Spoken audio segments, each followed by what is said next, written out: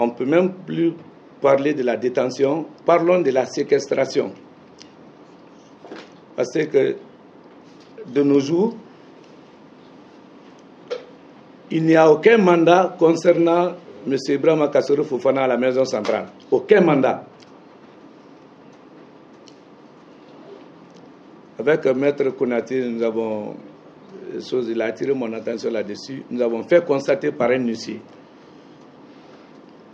Seul mandat, c'est le 6 avril. Et si ce mandat est caduc, il n'y a pas autre mandat, parce que le mandat de la Chambre de 31 mai 2022 n'a pas été suivi d'effet, ni notification, ça a été décerné dans la bourse, mais le papier physique n'a pas été déposé à la maison centrale. Donc, présentement, il n'y a aucun acte de détention le concernant.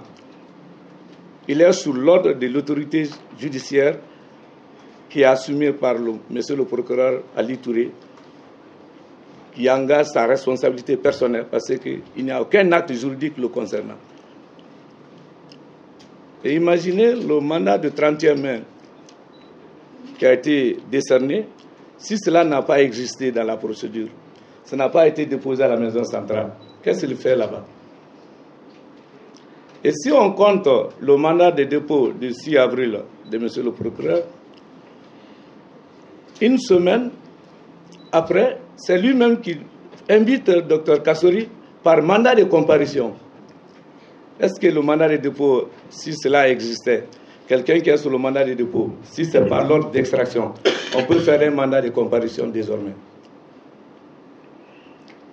On s'amuse avec la dignité des citoyens, avec la procédure. Mais qu'à cela ne tienne, de nos jours, Dr Kassori a bénéficié 4 ordres de liberté. La première ordonnance qu'il a bénéficiée, c'est l'ordonnance 079 de placement sous contrôle judiciaire, rendue le 19 mai 2022. En date du 19 mai 2022, Dr Ibrahima Kassori Fofana a bénéficié de la première ordonnance de placement sous contrôle. Ce jour, il devrait rentrer. Mais le procureur a refusé, même vite, sans aucun acte de détention, il a ordonné aux gardes de le reconduire à la maison centrale.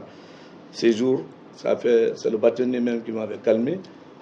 Parce que moi j'avais dit, s'il n'y a pas d'acte, il n'y a pas de raison de les reconduire en prison. Mais il fallait être solidaire avec les doyens. Comme Seydou signalait, il s'est précipité pour arranger ça devant la chambre de contrôle. Ça a été annulé. Courant juillet, encore, il y a eu deuxième ordre de liberté sur l'ordonnance 129. L'ordonnance 129 du 6 juillet 2022 a été rendue, le faisant bénéficier de la liberté. La chambre de contrôle a infirmé, c'était l'endroit de refuge de M. le procureur. Imaginez, depuis cette date, le pouvoir est introduit contre l'arrêt qui avait infirmé l'ordre de liberté. Nous avons passé le mois d'août, septembre, octobre. L'affaire a été évoquée, mise en délibéré, prorogation sur prorogation. Si la justice au sommet de nos pyramides, c'est la Cour suprême, si la Cour suprême refuse de s'assumer, il n'y a plus d'espoir. Je ne vois pas de raison de proroger une question de liberté, surtout quand c'est fondé. Plus grave, tout en sachant que 2 magistrats devraient être à la retraite, ils ont envoyé une remise de date le 10 janvier 2023. Mais depuis septembre, on connaissait déjà la liste des ceux qui partaient à la retraite. On vient le 10 janvier, on nous fait valoir encore que non, il faut rabattre, il faut reprendre le dossier le 24. Et sans aucun acte de détention préventive. C'est important. Présentement, je lance le défi. On a déjà le PV, sauf si on passe par autre procédure de faux ou des actes préfabriqués. Mais pour le moment, à la maison centrale, à part l'acte le mandat de dépôt de 6 avril, qui est déjà caduc, qui est inexistant, de M. le procureur très spécial, il n'y a pas autre acte. Tous les mandats ont été prononcés à l'audience sans que ça ne soit suivi d'effet. Donc, ce n'est plus une détention, c'est de la séquestration. Quand quelqu'un est détenu illégalement, c'est une infraction à la loi pénale. D'ailleurs, c'est criminel, la séquestration. Entre-temps, la défense a toujours continué à se battre. Troisième ordre de liberté a été l'ordonnance 208 en date du 27 septembre 2022.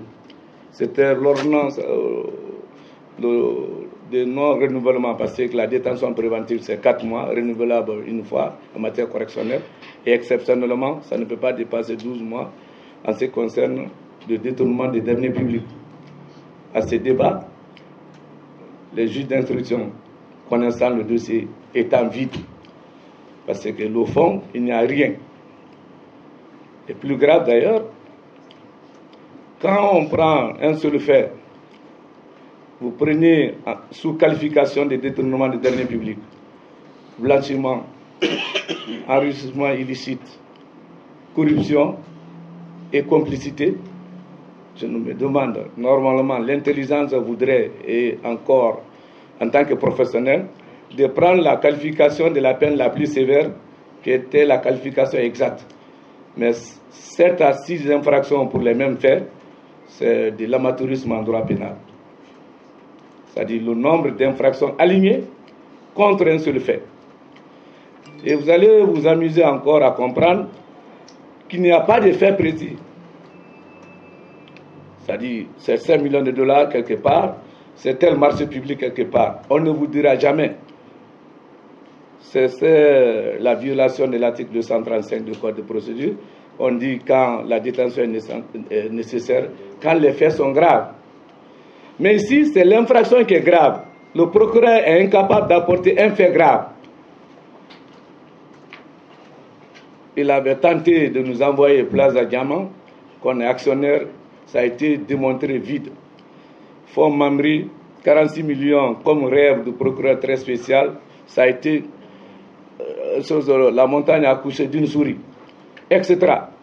Il est propriétaire d'une banque. Le ridicule ne tue pas une personne physique propriétaire d'une banque aux États-Unis. Donc il n'y a pas un fait précis, il n'y a pas un fait grave, reprochable. Comme le dossier est vide et les juges d'instruction sont fatigués de la procédure, qu'est-ce qu'ils peuvent? C'est d'ordonner la liberté. Parce qu'ils sont incapables, le dossier étant clôturé, on a provoqué supplément d'informations. Ils sont incapables de clôturer. Parce que allons-y au procès. Si vous êtes sûr, avec l'orientation des FD, et vous avez contourné cette procédure, et vous êtes incapable d'apporter une infraction quelconque, allons-y au procès. Mais, on voit encore que ça ne va pas. C'est comme ça ne bouge pas, et il n'y a pas d'acte de détention préventive conformément à la loi à l'encontre de M. Dramane Kassory. Donc, c'est pourquoi on parle de la séquestration. Et la dernière décision de liberté, c'est l'ordonnance 066. Et cette fois-ci, d'ailleurs, la chambre de contrôle, qui était l'endroit de refus de M. le procureur, ne suit plus, parce que tout le monde est fatigué. Non seulement la détention est prolongée, c'est illégal. Cette chambre qui infirmait à volonté les appels en faveur du procureur très spécial, présentement, il faut voir le dossier de Dr Diané, Dr Damaro, etc. Partout maintenant, la chambre de contrôle n'en peut plus. Parce que ce n'est plus de la procédure, c'est une détention purement politique, c'est de faire mal aux citoyens, les humilier dans un état de droit. Et contre cette ordonnance de liberté, la dernière, le numéro 266 du 1er décembre 2022, ça a été confirmé par la Chambre de contrôle. Et cette procédure contre l'arrêt de la Chambre de contrôle, M. le procureur a exercé le droit de pourvoi. Mais ça aussi, là, il est passé à côté. Parce que le plus mauvais juge de la Guinée ne peut pas recevoir de tels pouvoirs. C'est des manques, franchement, de la lecture même de la loi. Quand vous voyez l'article 124 de la loi sur la Cour suprême, le procureur et toutes les parties au procès pénal ont le droit, dans les 6 jours qui suivent, à exercer le pouvoir. Au lieu que monsieur le procureur puisse faire le pouvoir du ministère public, c'est lui en personne qui fait le pouvoir. Donc le procureur très spécial se confond au ministère public. Il pouvait faire le pouvoir. J'ai l'acte de pouvoir ici, ce n'est pas la peine. Il pouvait faire le ministère public par ma voix, représenté par monsieur le procureur spécial. Mais lui, il n'a qu'à relire son acte de pouvoir. La loi n'autorise que le ministère public et toutes les parties au procès pénal. Il n'a qu'à faire la lecture de l'article 124 de la loi sur la Cour suprême. Mais au lieu que le ministère public puisse faire le pouvoir, c'est M. Ali Touré en personne qui a fait le pouvoir. Qu'il cherche à apprendre qu'il n'est pas le ministère public, qu'il n'est que simple représentant du ministère public. Et après lui, il y aura d'autres. C'est ça la continuité du service public. Donc, en ce qui concerne ce pouvoir, on est en train de bousculer au niveau de la Cour suprême. On invite désormais la Cour suprême à s'assumer, à dire le droit. Quand on est en fin de carrière, on a peur de quoi maintenant? C'est la maturité au niveau de la Cour suprême. Il n'y a pas de magistrat à la Cour suprême moins de 30 ans.